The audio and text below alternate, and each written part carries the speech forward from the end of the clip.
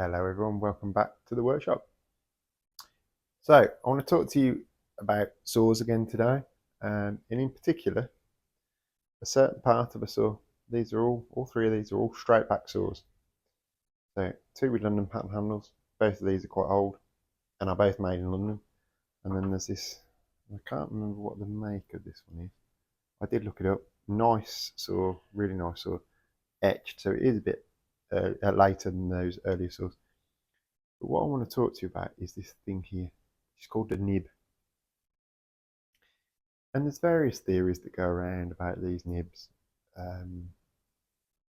So I've heard that they're for scribing, they're for clearing joint, for clearing your saw kerf out, etc., etc., etc. Now the only reference I've ever found is in an old catalogue which says they were for decoration, which is the general consensus now by people who've studied this subject. However, they do have another use. Right, this beautiful London pattern handled saw is a Buck and Hickman made in Whitechapel. Now, I sure as damn it know there's not saws made in Whitechapel now. But this has one of my typical wooden tooth guards on. This is what I put them in my toolboxes to take them to site with. But the nib is an incredible place to hook the string over. That won't fall off there like it would a skew back saw. Skew back saws, they walk off the end of the saws. That won't do that with that. And you can really give it a good shake and a move about, and it's not going to drop off. Okay, so they do have a use, and for me, that's that use. If we just move the camera slightly, I'll show you why I don't think they were suitable for what everybody sort of says. All the uses you get told, people say they were used for. So we have a board here. So there's two things you hear them spoken of. One is they were for scribing lines. Well, as you've just seen, I had to put my hand over. Now, if to get that to make a line, I have to put my hand on the bitey end of the saw. Okay, one slip and my hands are running.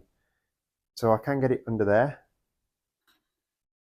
but no, I'm sorry, no.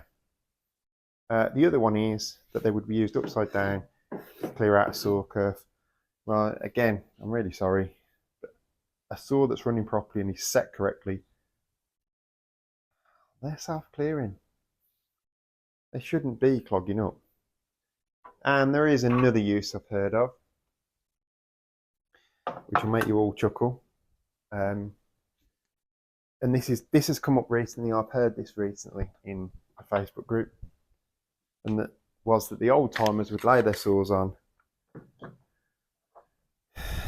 and they'd use that piece there to guide their centre punch. Well, no.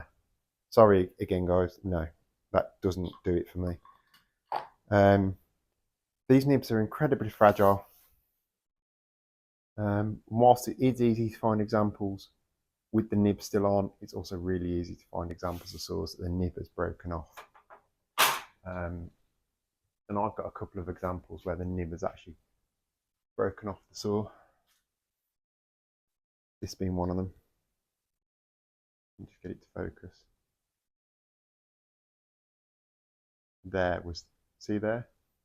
And here? The nib was just here. So that nib has broken clean off that saw. Okay, that's another beautiful early buck. That's even earlier than the other one. And a lovely London handle. Again, beautiful saw. So yeah, it's not uncommon to find these older saws with the nibs missing. So don't, like everything else, guys, in the joinery world, don't read too much into, oh yes, well they were doing such and such with that particular tool, because chances are they probably weren't. And And like I say, to do anything with this nib, this saw's, the way these teeth are angled, so to do anything with that nib, it requires putting your hand over the back of the saw and pulling the saw in the direction of the cut. Now, when I was pulling that saw, I could feel that saw biting my skin, because these saws are sharp, they're usable saws. So, no, and they're just too flexible. If you try and hold that saw by the handle and try and make that run against a square, it's just going to be, and again, how the hell do you use that as a marking knife if you've got to hold a square and then hold the saw as well? It's just not going to happen. So don't read too much into it, guys. They were solely for decoration. I think the London makers were trying to put their stamp on things, and that was how they did it, was by creating these nibs. I don't think they were for curving out either, because again, most of these saws are taper ground, so they're thinner at the back than they are at the front. And again, you've got your set to clear the plate. So why would that little single nib there clear any better than your teeth running backwards, pulling out the cut? So they're cutting that way. So anything, if you're cutting a block of timber that sort of size, as soon as those teeth come forwards, it's pushing the shaving out with the teeth anyway. And as you're pulling back, anything from the midway point is getting pulled back by these teeth. So I'm sorry, no, I don't buy that they were for clearing out either.